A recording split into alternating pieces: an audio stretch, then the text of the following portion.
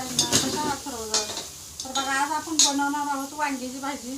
तर मी काय केलं माहिती आहे का, वांगी जी असतात ना छोटी ती कट करून घेतलेलं एकदम लहान लहान अशी.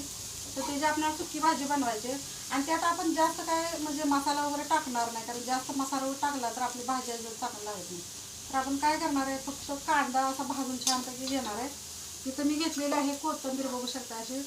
इथं शेंगदाणा कूट बनवून घेतलेलं आहे मी आता भाजून.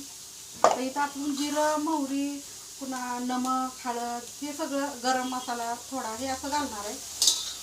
आणि आपला कांदा भाजून झाला ना तरी वांगा आपण छानपैकी त्यामध्ये भाजून घ्यायचं आहे.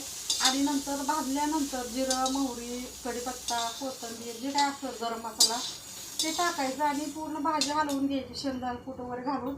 आणि थोडंसं 5 मिनिटं झाकून ठेवली ना तर भाजी आपली एकदम छान होते खायला. आणि वांगी आजकालची वांगी काय होते लगेच भाजलं तरी ते शिजून जातं. पहिली वांगी तशी लवकर शिजत नव्हती, पण आत्ताची वांगी लगेच शिजतात. त्यामुळे थोडंसं जरी 5 मिनिटं त्यावर झाकून ठेवलं ना तर भाजी आपली छानपैकी होते. तर तुम्ही असाच व्हिडिओ बघत राहा की मी भाजी कशी बनवणार, आणि अशा पद्धतीने तुम्ही पण बनवून बघा आणि नंतर मला कमेंट करून सांगा की भाजी कशी झाली. ते एकदा जर बनवली ना तर तुम्ही सारखं सारखं बनवायचं. तर चला आता व्हिडिओला आपण सुरुवात करूया. तर बघा मी काय केलं माहिती आहे का, आता हे कांदा आहे ना साईडला मी काढून घेतलेला आहे. तर बाजूला काढण्याचं म्हणजे असं साईडलाच काढून ठेवू आपण. आता त्यामध्ये आपण मोहरी पण घालणार आहोत. मोहरी टाकायचे, नंतर जिरे पण टाकायचे आपल्याला, हळद पण टाकायची अशी, थोडीशी कोथिंबीर पण टाकायची म्हणजे आपल्या तेलामध्ये जरा करतो. आता ही घरात बनवणे जी आपला मसाला आहे ना तो पण टाकून घ्यायचा त्याच्या तेलामध्ये.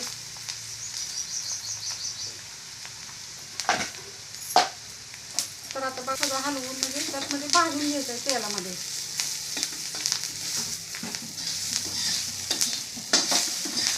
आणि कांदा आपला छान त्याच्याला भाजून घ्यायचा आहे बरं का, गुलाबी रंग येईपर्यंत.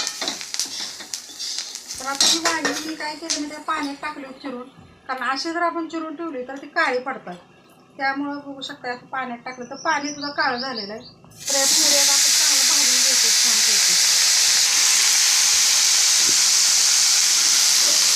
आणि इथं बघू शकता पाणी कसं काळं झालेलं आहे वांग्याचं.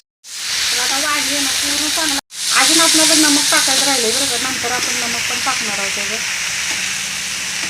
आणि ज्या वेळेला आपण पुरी वांगी जसं आपण पाण्यामध्ये टाकतो ना त्यावेळेला त्यामध्ये थोडं नमक पण टाकायचं, म्हणजे आपल्या वांग्याला टेस्ट पण भारी येते बरं का. जो आळणीपणा असतो ना तो अजिबात राहत नाही वांग्यामध्ये. बघू शकता आपली भाजी कशी छान पण दिसायला लागली आणि शिजल्यानंतर खायला पण तशी एवढी छान लागणार आहे ती. पण बऱ्यापैकी काय करतो भाजीमध्ये मसाला भरपूर टाकतो, काय पण इधर तिथं टाकतो ना तर आपल्या भाजीची चव नाही, पण काय खातो हे आपल्याला समजत नाही.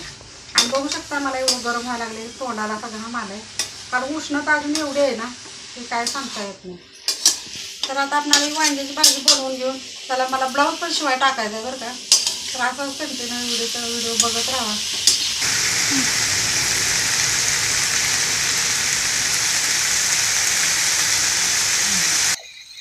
तर बघू शकता आपण आता फक्त पोळी भाजल्या ना तर पोळी आपल्या निम्म्याला जास्त शिजलेले आहे. तर आता याच्यामध्ये आपण कूट पण टाकून घेऊया.